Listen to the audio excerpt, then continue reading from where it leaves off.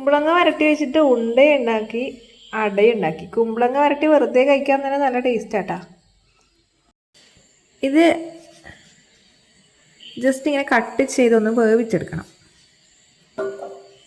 വെള്ളം ഒഴിച്ചിട്ടാണ് വേവിച്ചെടുക്കുന്നത്. അതിന് സ്റ്റീം ചെയ്തെടുത്താലും മതി.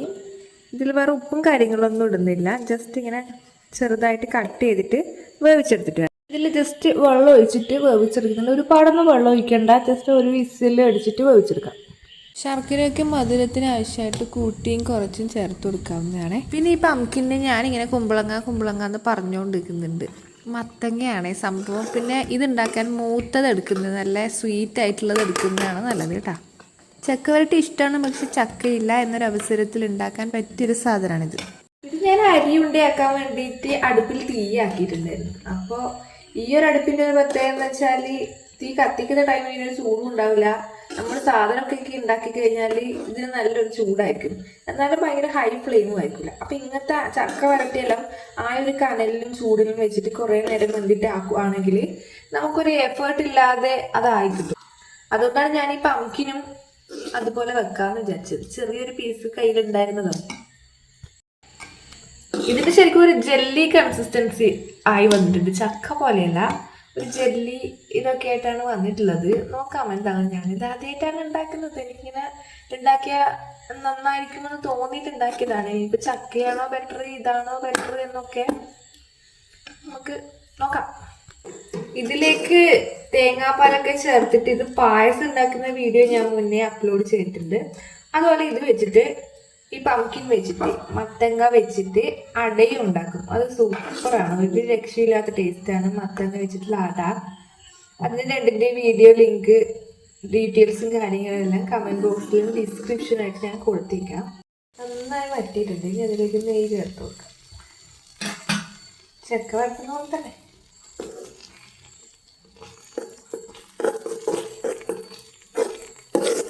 നല്ല സ്മെല്ല്. പംകിൻ്റെ നെയ്യ് ചേർത്ത് കറക്റ്റ് സ്മെല്ല് വന്നത്. കുറച്ചും കൂടി റെഡിയാവാനുണ്ട്. ഇങ്ങനെ കുറേ നേരം കനലിൽ നിന്ന് ഒരു ചെറിയൊരു ചൂടിൽ വറ്റി വന്നാണ്. പിന്നെ ഞാൻ നെയ്യൊന്നും ഒഴിച്ചില്ല. ഇപ്പം നെയ്യ് നല്ല സ്മെല്ലാണ്. ആ സ്മെല്ല് ചെയ്യുമ്പം കഴിക്കാൻ തോന്നുന്നൊരു സ്മെല്ലാണ് ഇതിന്. ചക്ക വരട്ടിൻ്റെ ആ ചക്കയുടെ ഒരു കുത്തുന്ന സ്മെല്ലുണ്ടാവും. ഇതിനങ്ങനെയല്ല. നെയ്യും ആ പംകിൻ്റെയും കൂടെ ചേരുമ്പോൾ നല്ലൊരു സ്മെല്ലാണ്. പിന്നെ ഇതിങ്ങനെ വലിയൊരു തീയിലല്ല, കനലിലാണ് ഞാനിത് വെച്ചിട്ടുണ്ടായിരുന്നത്. കണ്ട അടുപ്പിൻ്റെ അവസ്ഥ. ഇപ്പം ഫുള്ളത് വറ്റി വന്നിട്ടുണ്ട്. ഇങ്ങനെ ഇടയ്ക്ക് വന്നിട്ട് ഇങ്ങനെ ഇളക്കി കൊടുക്കും.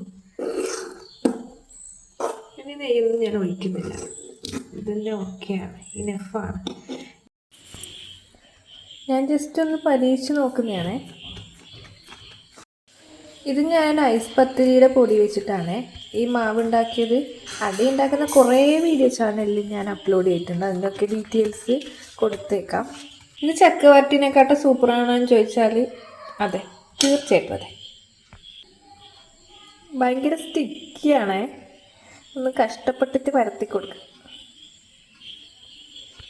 ഇനിയിപ്പോൾ അതും അല്ലെങ്കിൽ ഈ സംഭവത്തിന്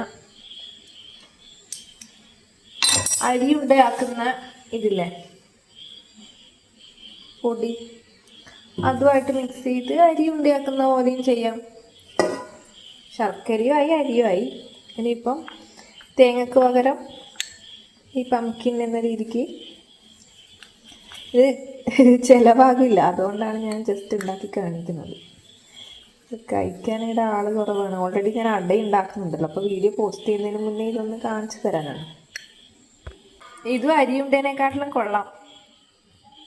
അടയും ഉണ്ടയൊന്നും ആക്കിയിട്ടില്ലെങ്കിൽ ഈ മത്തങ്ങ വരട്ടിയത് കഴിക്കാൻ നല്ല ടേസ്റ്റാണ്.